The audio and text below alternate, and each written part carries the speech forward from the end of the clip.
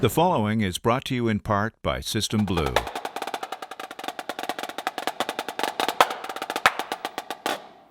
Products and education. System Blue. So we're currently on our way to Denver for our 3-day.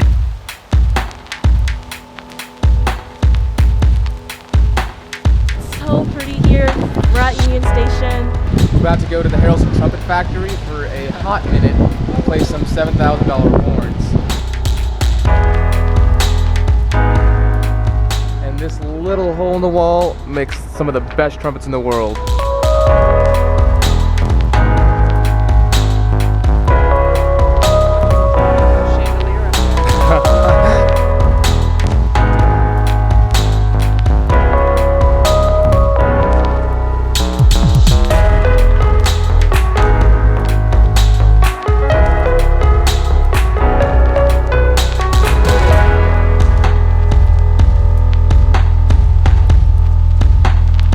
Our free day was literally just food, but that's okay.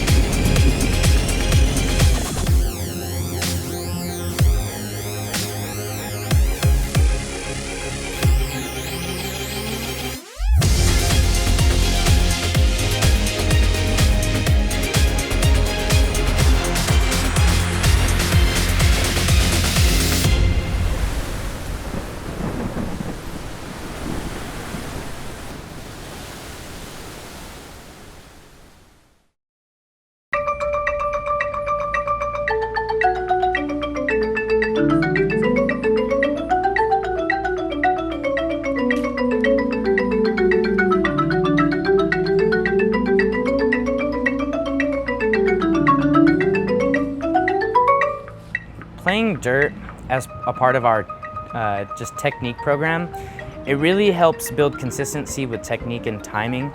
A big thing with it is it's a bunch of different scale patterns all meshed into one grouping.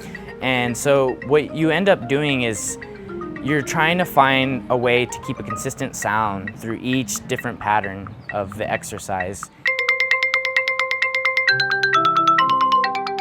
Make sure when we make adjustments, especially at this tempo, at this exercise, we're making them with the razor blade, because that's the kind of skill set we want to apply towards these moments in the show right now. We have big, huge, like swerving overcorrection changes. So make sure you're making your adjustments with the razor blade, not with like a machete, okay? We start up slow with 4 mallets, and as we build up the tempo, we go to 2 mallets. I think one of the hardest parts for me is definitely all the turnarounds that dirt has. So the note accuracy, you really have to think about every single note that you play.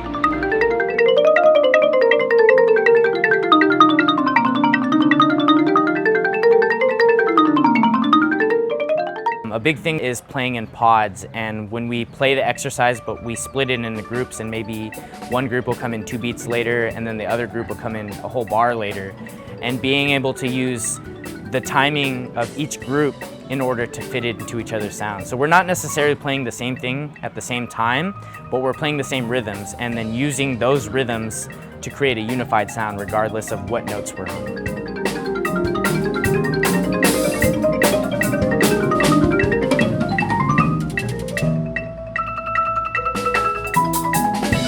It's a great way to build chops for a lot of the runs in our show. You know, because definitely like at the beginning of the season, I never would have imagined I'd be able to play what we're playing now, you know. Dirt is definitely like eating a bowl of Wheaties.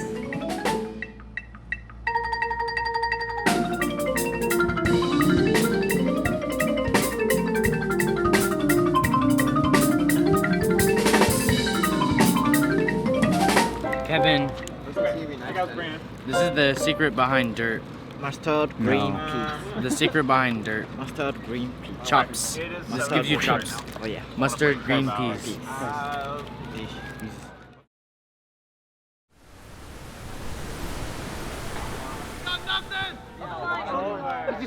So every year, at least for the past 2 years I've been here, we've done the stick toss game here at Eden Prairie. And pretty much we just throw some sticks, see who throws them the farthest, and just have some fun. Hard as you can, Arjun. Why would you go side? You're trying to go for distance. All right.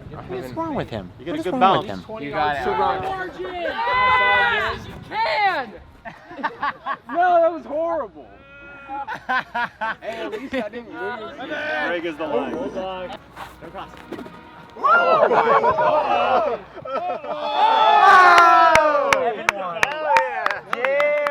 I was actually the winner this year. I got second last year. Alan won last year, actually beat me by about 10 yards. Next year, I'm really going to do it. Why do I have to do it again? The excitement of traveling into Texas is brought to a screeching halt with the sudden breakdown of the funliner. Boo! Worst night ever. I wake up and we're on the side of the road. I ask my seat partner what's going on, and he's like, hey man, our bus broke down and we were just driving 60, and next thing you know, all the electricity just went off and we're rolling.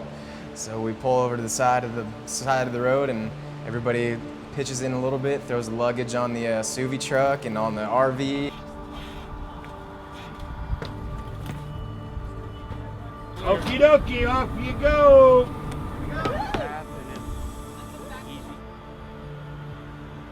All 50 of us are divvied up on 2 staff buses and 2 other buses. So that's where we're at. 7 hours to go, and we're going to Texas.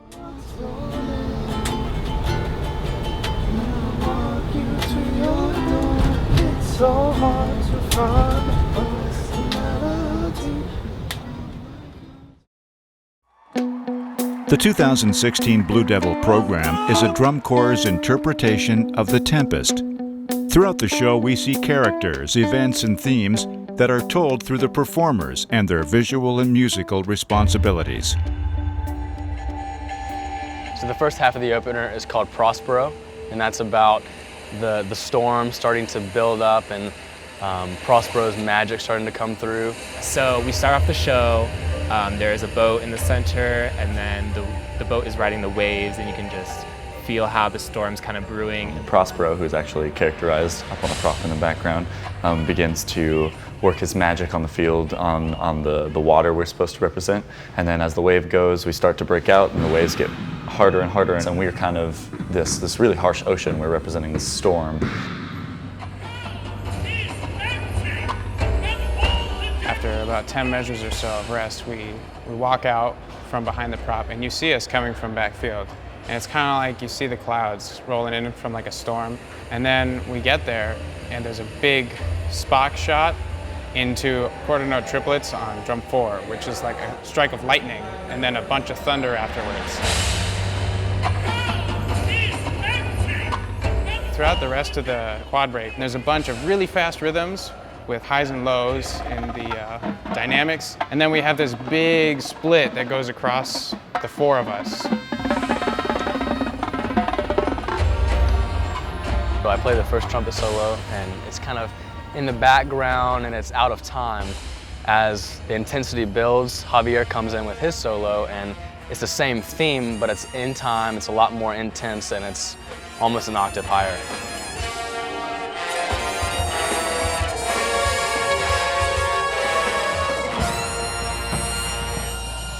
The opening flag feature really feels like the ocean tide is just spewing over. And then the choreography is very up and down, heavy motions, and that represents crashing of waves. And with the choreography itself, we use just about every point in space possible. There's a lot of plane changes, and the choreography moves from the front to the back to the side to the corners, and the precision that takes is pretty demanding. Can you feel there's actually 3 places where that downward action on the 45 needs that same idea? We got to get the energy on the down a little heavier to keep the momentum. All right, let's do it again. The entire color guard is spinning this phrase, and there's no like A, B parts. It's everyone spinning the exact same thing at the exact same time. And it's a really big hit, and I really like that the show opens up with that. It's a big statement for the guard. So right after the trombone entrance in Prospero, the trumpets come in with the Bach Convention.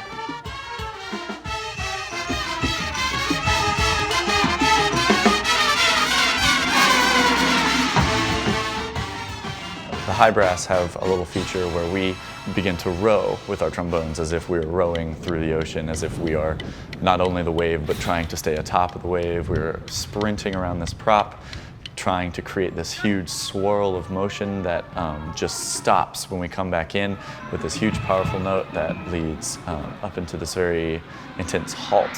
This 19 count halt, it's pretty hard to achieve because I'm doing some like multi-percussion stuff beforehand on the zill bell.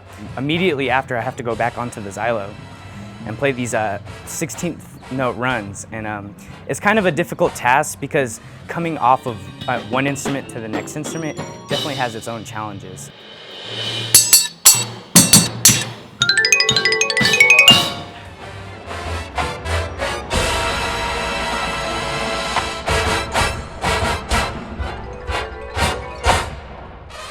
As the tempo starts to pick up, as we turn towards the end zone, the drums are kind of soloed right there, the drums in the pit.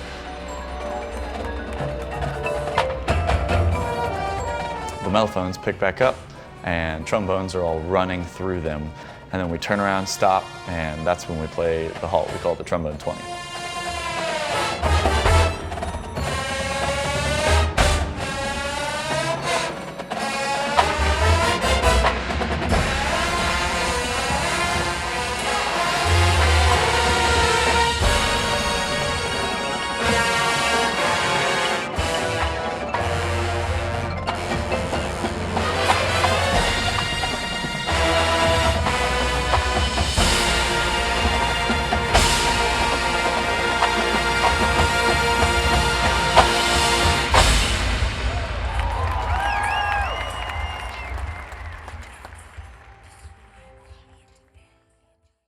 Next week on Inside BD360. Well, I am officially aging out of the Blue Devils this year. 2016 will be my last year. My years with the Blue Devils will come to an end. 88 to 16.